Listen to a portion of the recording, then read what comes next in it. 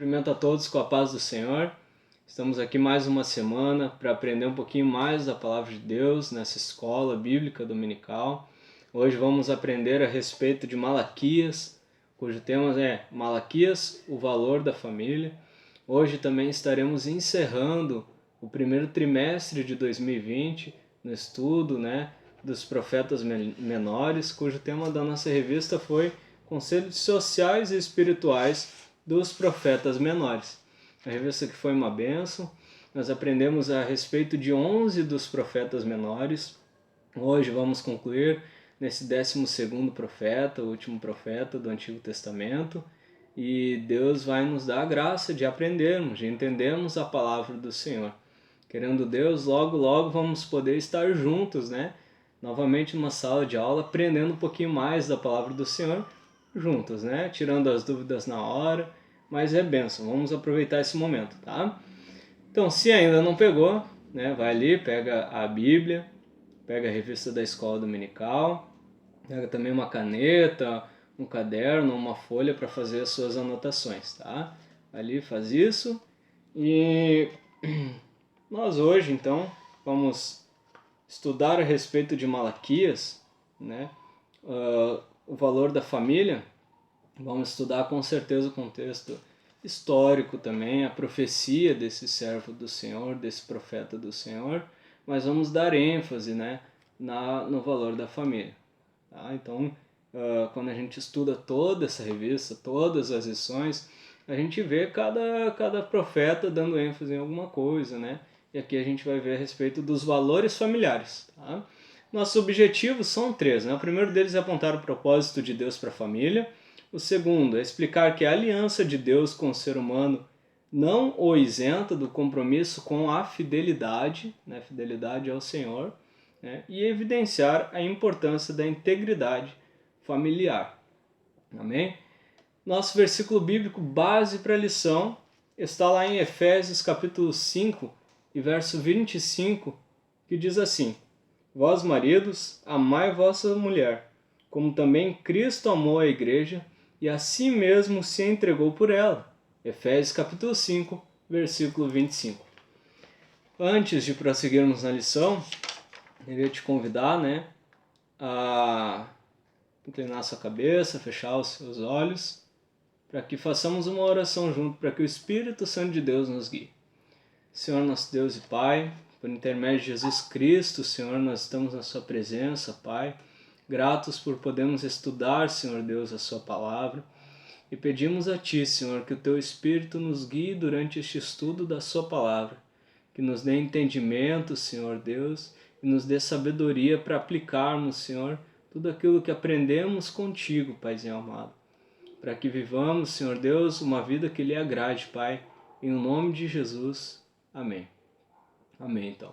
Então, queria que você anotasse, e para depois fazer essa leitura, que seria a nossa leitura bíblica em classe, que está lá em Malaquias, no capítulo 2, que vai do verso 10 até o verso 17. Então, lá Malaquias, capítulo 2, verso 10 ao 17, é a nossa leitura bíblica em classe para os temas que abordaremos durante essa lição. Amém? Bom, Malaquias, o nome Malaquias significa meu mensageiro, ou mensageiro de Jeová. Tá? A respeito de Malaquias e da sua biografia, não há muita coisa. A respeito de qual reino pertencia, se ele era um sacerdote, isso na verdade não tem. Mas alguns estudiosos dizem que Malaquias talvez fosse um sacerdote, devido às citações que tem no seu livro a respeito do ofício do sacerdócio. E eu indico você que essa semana faça a leitura do livro de Malaquias. É um livro relativamente pequeno, ele tem 4 capítulos, mais um conteúdo extremamente importante para a vida cristã, que ele é o último livro do Antigo Testamento, e se você for prestar atenção na leitura do livro de Malaquias, quando ele fala, quando ele dá a entender, quando ele demonstra que a vida com Deus ela não deve ser uma vida mecânica, a gente percebe que tem até um link entre ali Malaquias, o Antigo Testamento, e Mateus. Porque quando aparece Jesus pregando e ensinando o povo, ele tira o povo da zona de conforto, de uma forma mecânica de adoração, e leva uma forma de adoração verdadeira, né? Que é através do amor. Eu não faço agora as coisas para Deus porque eu tenho que fazer, porque é costume, porque a minha família faz desde sempre, né? Eu não frequento uma igreja, uma congregação, porque a minha família faz isso há anos. Não, mas porque eu amo a Deus, porque agora eu conheço o Senhor e sei que eu devo a Ele, eu tenho que ter devoção ao Senhor. Eu devo a Ele a minha vida, as coisas que Ele tem feito por mim, porque eu amo ao Senhor. E eu desejo ser um adorador do Senhor, né? Então faça essa leitura que vai agregar muito na tua vida espiritual. Ora, pede ao Espírito Santo que lhe dê entendimento e leia a palavra do Senhor, leia o livro de Malaquias durante a semana. Né? Como forma introdutória, você pode acompanhar aí na sua revista a parte do sintetizando e a parte da introdução, nos mostra que Malaquias ele é o último dos profetas do Antigo Testamento. Após Malaquias, há 400 anos do chamado silêncio de Deus, também chamado de período interbíblico ou intertestamentário, tá certo? Essa é a forma com que é chamado. Então, entre Malaquias e João Batista, há 400 anos do que é chamado de silêncio de Deus. Tá? 400 anos entre o livro de Malaquias e depois a aparição de João Batista. Tá? E a gente também vai ler mais pra frente a respeito da profecia de Malaquias, né? Uma profecia de Malaquias a respeito de João Batista e também de Jesus Cristo, da vinda do Messias, né? E juntamente no mesmo versículo. Tá? A profecia de Malaquias é uma advertência para se voltar a Deus, para o povo se voltar a Deus e também de corrigir as suas atitudes, né? Ou seja, Deus ele corrige aquele a quem o ama. Isso nós vamos ver também ao decorrer da lição, né? Então Malaquias tinha função, né? Assim de como todo outro profeta. Qual é a função do profeta? Ele ouve a voz de Deus e leva o povo.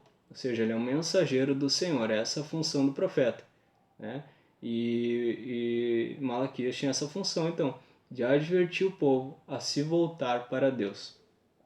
O livro de Malaquias, ele destaca o amor, a paciência e a justiça de Deus. Enquanto nós lemos o livro de Malaquias, a gente vai poder verificar o amor de Deus, a paciência de Deus, nós vamos poder ver todas essas coisas. E também a justiça de Deus, porque Deus é justo, né? E a gente sabe que a justiça, ela é boa para aquele que é bom, para aquele que pratica coisas boas, né? Boas obras, né? A justiça parece má aos olhos daquele que praticam coisas más. Então essa é a justiça de Deus. Deus é justo, né? Ele não vai agir com injustiça. Amém? Nós vamos ver a respeito da obediência a Deus, que a obediência a Deus ela é um ponto fundamental para aquele que quer viver uma vida que agrada ao Senhor. Então esse é um ponto fundamental também no livro de Malaquias, a respeito da obediência a Deus, do temor do Senhor, de viver uma vida irrepreensível a Deus, né? E o tema do livro de Malaquias, o tema é a grandeza do Senhor. Tá? Continuando, né? Ainda antes de entrarmos na lição, a gente vê que depois do povo ser animado, né? Como a gente viu em vários profetas, né? Desde aqueles do período do cativeiro até período pós-cativeiro, a gente vê que por várias vezes o povo é animado, né? A restituição de Israel, reconstrução do templo, também das suas casas, são animados em diversas vezes, né? Principalmente ainda da vinda do Messias. Só que depois de toda essa animação do povo, de o povo ter tido esperança, eles saem dessa esperança, passam da esperança para o ceticismo, né? Eles viram céticos quanto a Deus. Agora já não tem mais a mesma fé. Agem e vivem como se Deus não existisse. E ainda a gente vai poder ver que não são todos. Há ainda os remanescentes, aqueles que mesmo em meio a essa tribulação, mesmo a corrupção de uma sociedade inteira, eles ainda continuavam servindo ao Senhor, adorando ao Senhor, né, em espírito e em verdade, vivendo verdadeiramente para Deus, fazendo as coisas para Deus com amor. Tá? Entrando então na nossa lição, né, nós vamos ter 3 tópicos. No primeiro tópico nós vamos ver a respeito do contexto histórico. No segundo tópico nós vamos falar a respeito da estrutura do livro de Malaquias, dividindo a estrutura do livro e os seus 4 capítulos, né, em 5 tópicos, 5 subtópicos. E no último, então, nós vamos falar a respeito da mensagem de Malaquias, né, concluindo, então, a nossa lição de hoje. Contexto histórico, então, se dá, né, nós precisamos traçar o pano de fundo dessa história do livro de Malaquias, né, também a respeito da sua profecia, da forma com que Deus usava, até mesmo para poder entender o porquê Deus usava dessa forma, né?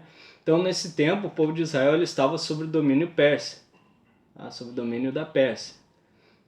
Já faziam 100 anos, né? Nesse exato momento da profecia de Malaquias, já faziam 100 anos que havia sido construído o templo. Mais 2 grupos já haviam regressado do cativeiro, que era o grupo de Esdras, depois o grupo de Neemias, né? E Malaquias ele é contemporâneo de Neemias, então a gente vê que as coisas já haviam acontecido. Muita coisa, muita mudança já havia acontecido e Deus já estava restituindo a nação, o Estado de Israel, né? Já tinham voltado à sua pátria, já havia a reconstrução do templo, né? Já haviam reconstruído as suas casas, né? Suas cidades. Então essas coisas já haviam acontecido. Só que havia um porém. Havia também a promessa do Messias, tá? E o Messias é muito esperado pelo povo de Israel. Neste momento, o povo de Israel ele era um povo que já estava cético, né? Já estava alheio à voz de Deus também. Muitos talvez nem acreditavam mais na existência de um Deus e nem esperavam mais o Messias, porque eles tinham para eles que a promessa do Messias era imediata, né? Era imediata. Só que isso não foi assim, não era assim que Deus queria. Então eles criaram essa expectativa e não era para aquele momento, né? A promessa não era para se cumprir naquele momento, né? Falando da promessa do Messias. Então o povo, por frustrado, né? E por passar ali as gerações, né? Os pais morreram, agora tem os filhos. Não creem mais, vivem como se Jesus não viesse mais.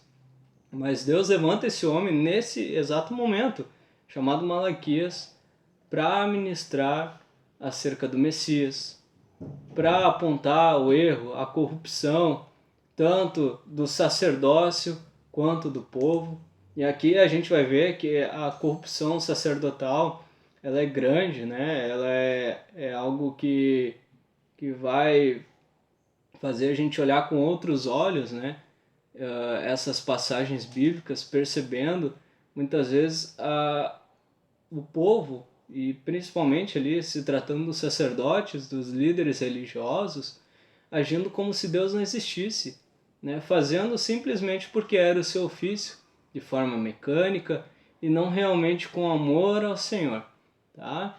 Então é exatamente nesse contexto histórico que Deus levanta Malaquias para profetizar em Israel, né? Profetizar sobre o juízo do Senhor e também profetizar ao povo, dando a eles esperança ainda do Messias que haveria de vir.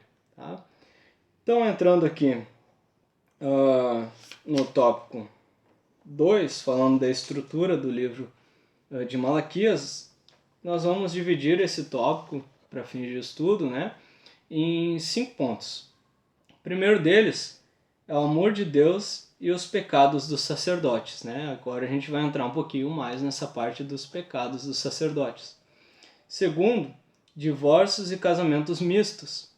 Terceiro, a vinda do Senhor. Quarto, infidelidade nos dízimos e nas ofertas. E o último, então, o triunfo dos justos, tá? O triunfo dos justos é o último, certo? entrando nessa primeira parte, né? Dando continuidade no que nós estávamos falando a respeito da corrupção dos sacerdotes, né?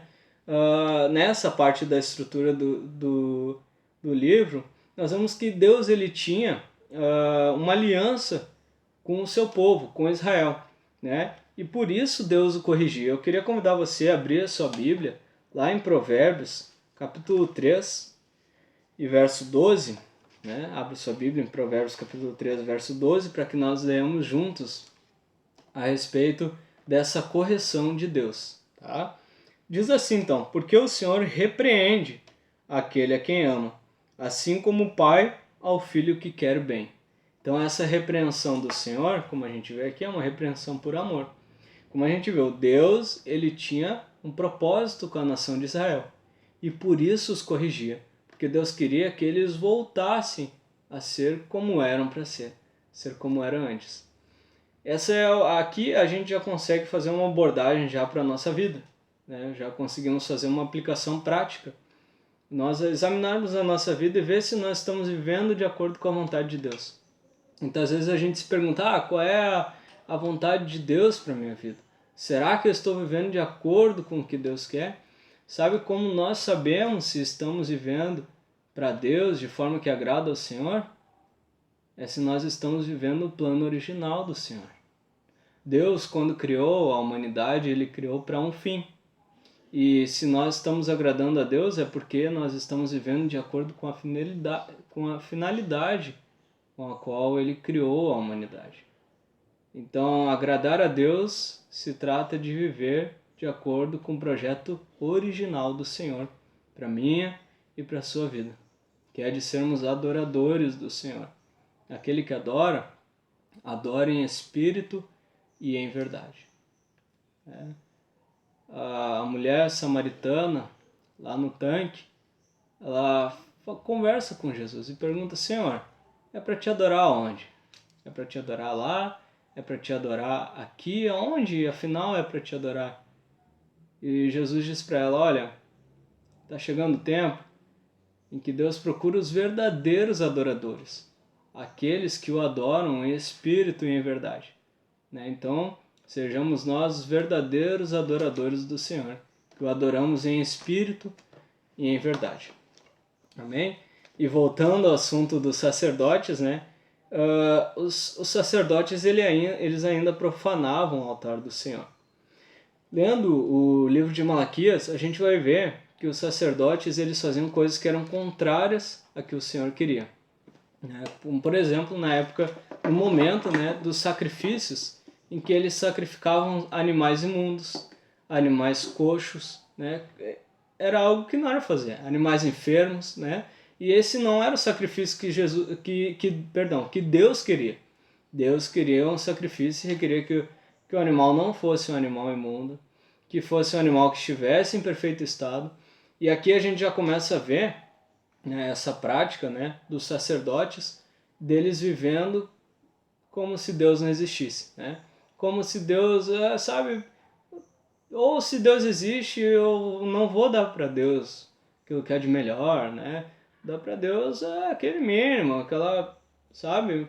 Vou viver, né, com reservas para mim, né? Me entrego ao Senhor, mas não me entrego totalmente, né? E aqui a gente tem outra parte prática.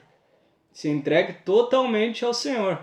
Dê o melhor para o Senhor. Entregue toda a sua vida, sua mente, o seu corpo para viver para o Senhor.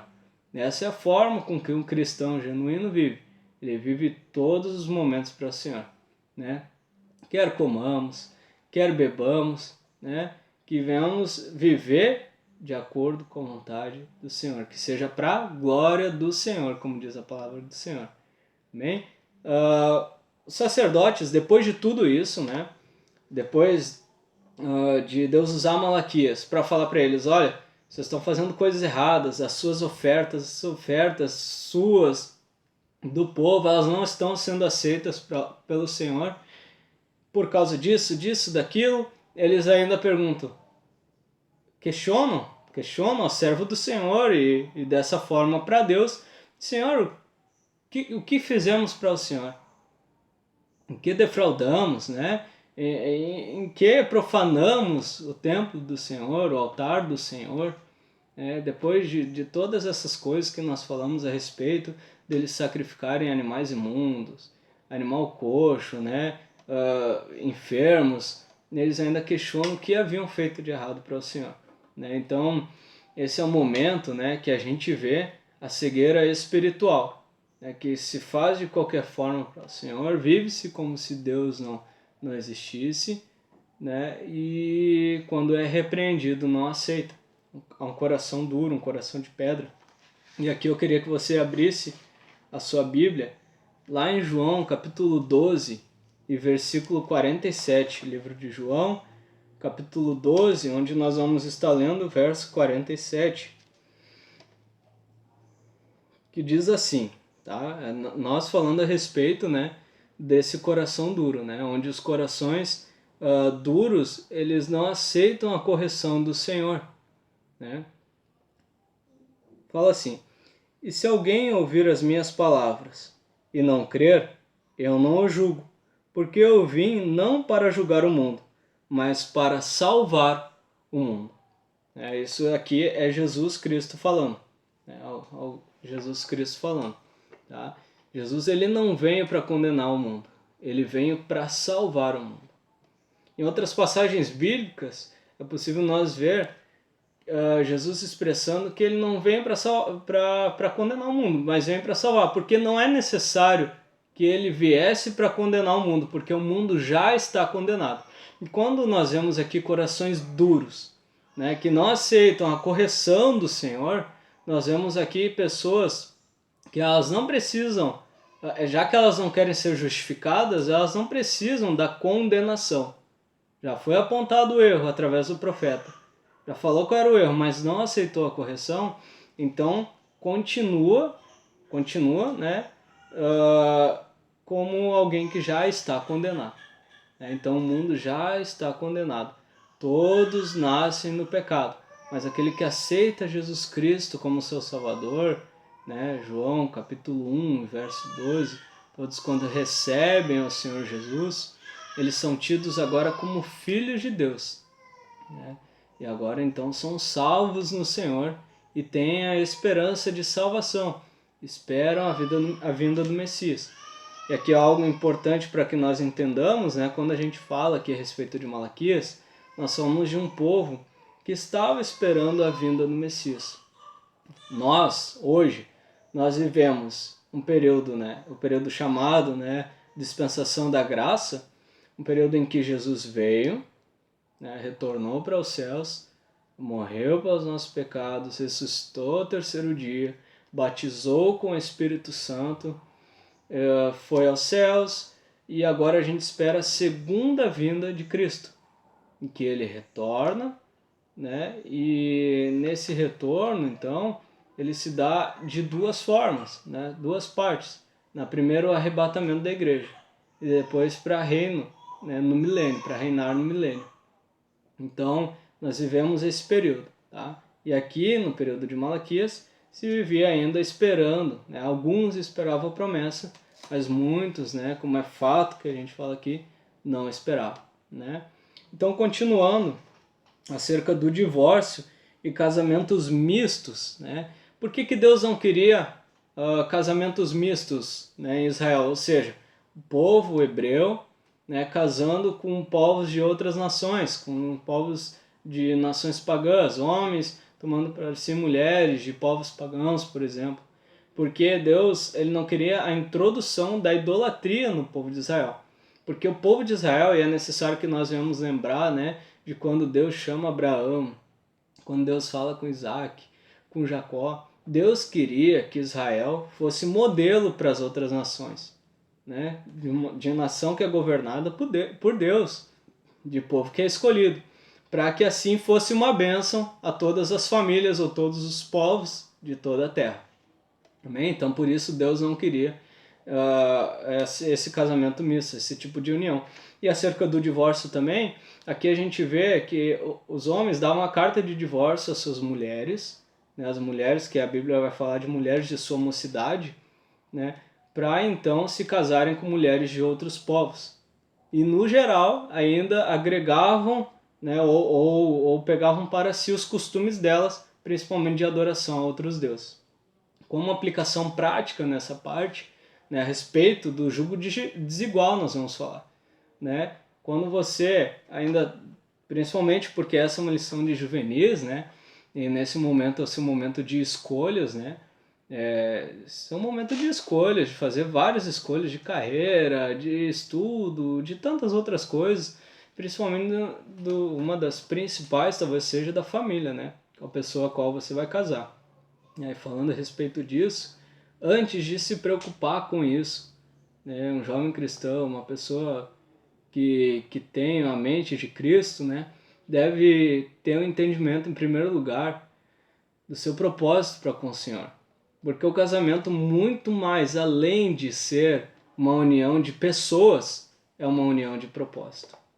Um exemplo prático que a gente tem, prático e básico, né? É a respeito da chamada missionária, né? Às vezes, um tem uma chamada missionária, né? Para estar levando o evangelho, pregando, né?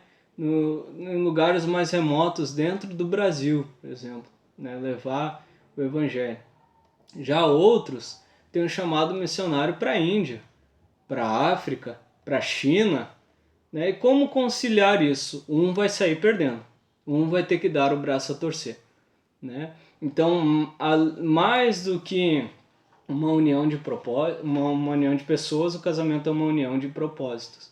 Então, entenda o seu propósito, propósito que Deus tem para a sua vida. Aceite o seu chamado do Senhor.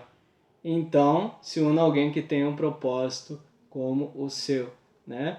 E o casamento é uma escolha que você faz, é uma escolha particular sua. Não é à toa que lá no altar a gente diz, eu aceito, né? Você assume a responsabilidade. Você é um jovem cristão, está sendo preparado, né, por Deus para viver uma vida adulta, para ter uma família, para cuidar, reger o seu lar. Então aprenda desde agora a ter as suas responsabilidades, amém? Continuando então, a vinda do Senhor, né? Aqui na vinda do Senhor, subtópico 3. Então, nós vemos lá no Salmo 37, né? Um salmo de de Asaf, em que a gente vê que ele diz o seguinte, né? Você faria bem aí, e é muito importante que lesse esse salmo de número 73, que ele fala, Asaf falando, né? Ele fala que ele invejou o ímpio, e que seus pés, por causa disso, quase tropeçaram, quase que ele resbalou por causa disso. Mas com o passar do tempo ele pôde ver a ruína do ímpio. Parecia que o ímpio se dava bem em tudo, mas no final ele pôde ver que não era bem assim. E por que nós estamos falando disso? Porque a nação de Israel, ela estava olhando os outros povos e achando que tudo aquilo era bom. Achando que os costumes dos outros povos, né, por eles terem os costumes deles, por adorarem os seus deuses, eles iam bem. Mas não era bem assim que acontecia. Deus usou Malaquias para adverti-los contra isso. Amém? Então, a aplicação prática para isso é que nós não devemos olhar ao ímpio, olhar a prosperidade do outro, né? Almejar aquilo, não. Mas sabendo do seu ministério para com Deus, sabendo da sua vida para com Deus, né? Nós devemos, então, estar felizes com aquilo que Deus tem nos dado. Estar contentes, tá? Certo?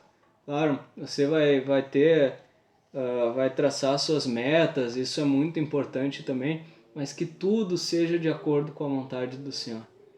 Né? Seja de acordo com a vontade do Senhor e sabendo que há um tempo para tudo nessa terra.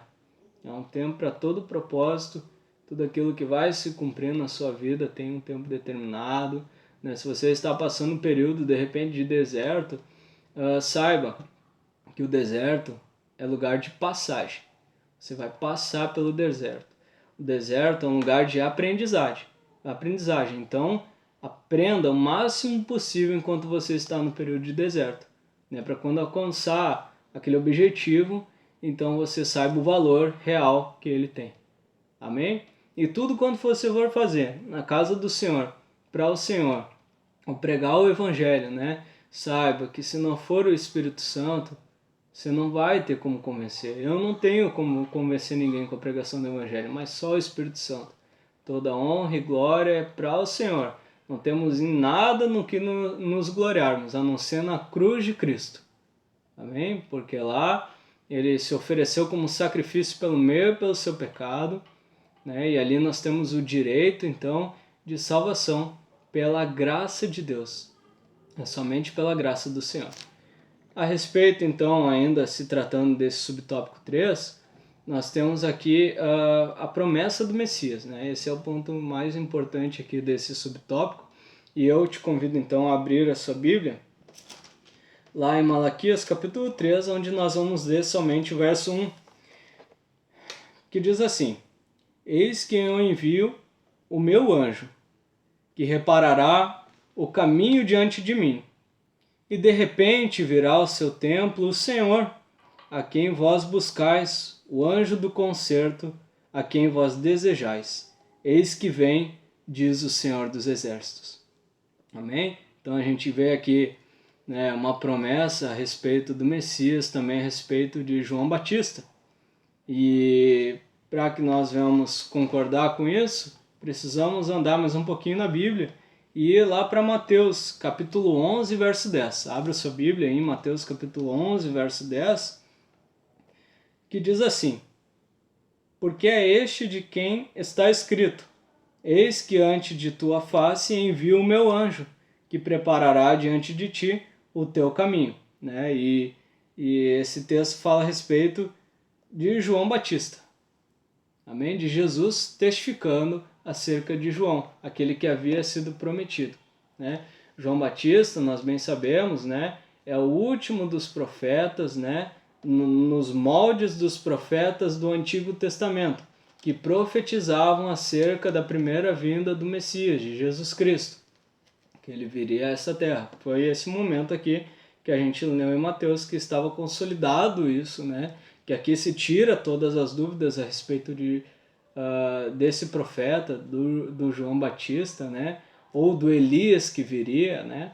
Então aqui é onde se tira essas dúvidas, amém? Jesus Cristo tirando a dúvida, tá? Então o povo esperava o Messias, como a gente viu. O Messias não veio no momento que eles achavam que seria imediato, eles esmoreceram a sua fé, mas Malaquias mais uma vez é usado pelo Senhor, assim como outros diversos profetas, como a gente estudou. Sabemos que tem os profetas menores, tem os profetas maiores, né? Tem os que são citados na Bíblia também, que falaram a respeito da vinda do Messias, de que ele viria, de que salvaria o seu povo, a sua nação, né? Então ele traz uma palavra de ânimo, de esperança novamente ao povo, tá? Essa daqui, né, a respeito da vinda do Messias, e também falando de divórcio e casamento, ela vai além, né, da acusação aos sacerdotes, ela é também uma acusação ao povo. E aqui a gente vai a mais uma das acusações ao povo, tá? Que fala no subtópico 4, a infidelidade nos dízimos e nas ofertas. Tá? Esse assunto também que é muito importante, abordado pelo profeta Malaquias. E ele fala aqui, ele trata aqui daqueles que quando retinham para si o que era para ser o seu dízimo, a 10ª parte, né? O que não é dar, mas é devolver, porque nós entendemos que tudo aquilo que temos é porque Deus nos deu. Então quando damos uma coisa para o Senhor, né, ou em prol da obra do Senhor nessa terra, então nós estamos devolvendo, na verdade. Então aquele que retém para si aquilo que era para ser devolvido, ele na verdade está roubando de Deus. E é bem isso que nós vemos aqui em Malaquias, né? Ele fala a respeito de dízimos, e ele fala também a respeito das ofertas, né? E isso tudo é voluntário, tá? Para o crescimento da obra do Senhor, tudo, você sabe que isso é importante, né? Você sabe que isso é muito importante para o crescimento do reino de Deus aqui nessa terra. Amém? Outro ponto que nós devemos ver aqui, né? A gente pode ver a respeito de Caim e Abel. Quando a gente olha para a história de Caim e Abel, nós vemos lá que Deus aceita a oferta de um e não aceita a oferta de outro. E sabe por que Deus aceita a oferta de um e não aceita de outro? Ele não aceita de Caim e aceita de Abel? Porque na verdade Deus ele conhecia o coração, conhecia a intenção pela qual cada um fazia. Então tudo aquilo que você for dar para o Senhor, né?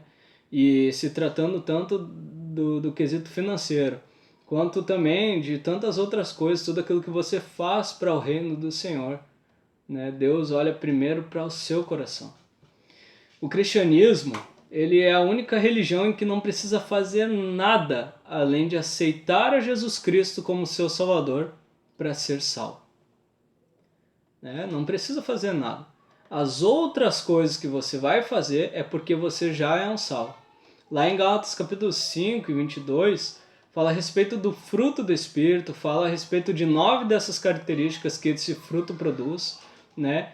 E lá a gente vê que aquele que é salvo, ele recebe o Espírito Santo de Deus na sua vida, então ele pratica as boas obras. Por isso ele tem amor, ele é longânimo, né? Ele tem fé, amém? Ele tem domínio próprio, ele é temperante, né? Então nós vemos que no cristianismo nós aceitamos Jesus como nosso Salvador e ele nos transforma, porque nós damos espaço. A graça nos alcança e pela graça, quando nós abrimos o coração, o Espírito Santo entra em nós e produz em nós o fruto do Espírito.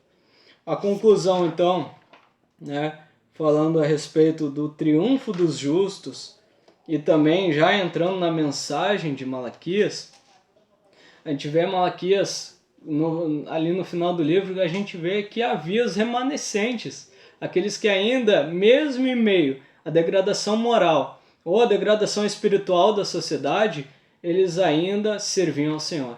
E mesmo em meio ao modo que você vive, ao meio que a nação está, você deve continuar servindo ao Senhor. E a mensagem de Malaquias, aqui nós vamos tratar a respeito da família, um pouco. A família ela é um projeto de Deus. O mundo ele tem atacado a família, tem atacado grandemente a família. E uma das formas com a qual o mundo ataca a família é através da própria cultura. O que é a cultura? A cultura é aquele que é um aparato de usos, de costume de uma determinada sociedade e que ela expressa através da música, através do cinema, através de tantas outras coisas, e é através dessa forma que o mundo ele influencia para a disseminação do pecado na sociedade. Só que ele não vai desse ponto que nós somos, né? Da cultura sendo expressa pelas comunicações audiovisuais, né? Seja o cinema, seja pela música, seja por tantas coisas. Ele vem ao contrário. Ele usa, então, a música, usa o cinema para influenciar a família, para influenciar para a mudança cultural. Então, viva a contracultura cristã.